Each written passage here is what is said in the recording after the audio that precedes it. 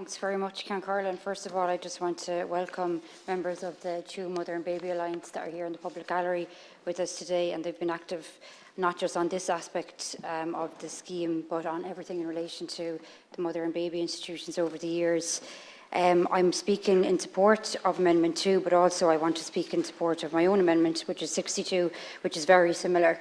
And I would agree with Deputy Kearns. It was Deputy Sean Sherlock that I suppose first gave us the idea of we could look for a report to be published, and in that way our amendments weren't going to be ruled out of order, because there's really, really important aspects of this scheme that need to be discussed, and aspects that I just don't think anybody really genuinely, if they were looking into their heart, could support these. I just don't understand how it can be that somebody who was born into an institution and spent less than 6 months can be seen as being excluded. So you literally could have somebody 7 months and right next to them somebody 5 months, 3 weeks and 3 days, and they're just totally excluded. We can't quantify the horrors and the abuse and the just appalling treatment that were inflicted on women and children, I know, under the eyes of the state and the religious institutions. Let's not forget them, but the state mainly oversaw all of these institutions. We can't say that somebody suffering who went in for 1 month is less than somebody who maybe spent a year or longer or 6 months. It really is very cynical.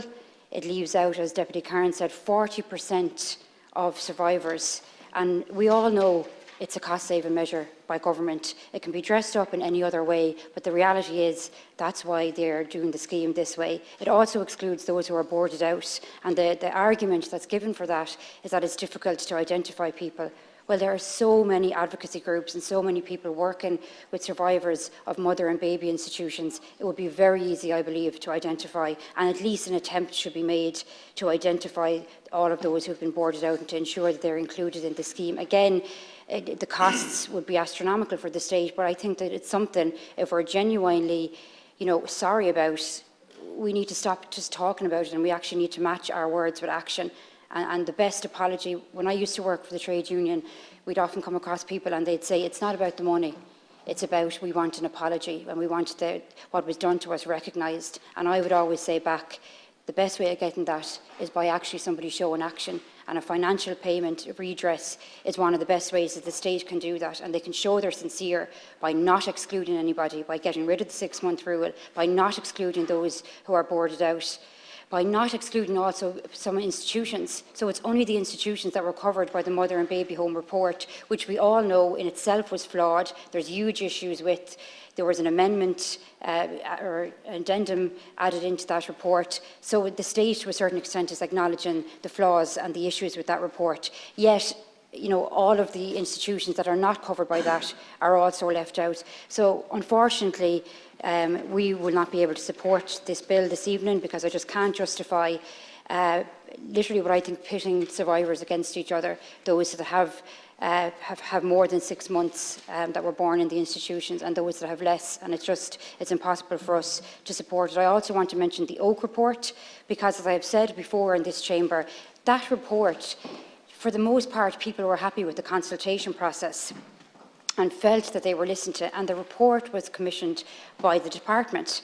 And now we have a situation where the very good recommendations in it are being totally ignored. So again, I just feel like that is nearly double cruelty. It's adding insult to injury to ignore all of those reports. When people were actually finally listened to properly, then all of that is ignored. So it's sort of like that same patriarchal mindset that forced women into the institutions in the first place, and that stood over basically robbing people's children. It's that same mindset that we're seeing throughout this. And I also want to mention the mixed race children were placed as babies not only in the mother and baby institutions, but in nurseries of other institutions. And I feel that this isn't being looked at in terms of the breach of international human rights. And I think that this, along with all of the other points, is just, we have a chance here to actually make a really good scheme to not exclude people. I've often said before that it's difficult to know how you put a price on any of this, but the very first thing you do is ensure that you're not excluding somebody. And a scheme that actually excludes 40% of the relevant people is wrong and flawed to begin with. I think we need to change that. We need to include the boarded out children. We need to also include all of the institutions and look at the actual report that the department commissioned, and let's look at those recommendations. I know there's a lot of amendments, so I'll speak on some of the other points later.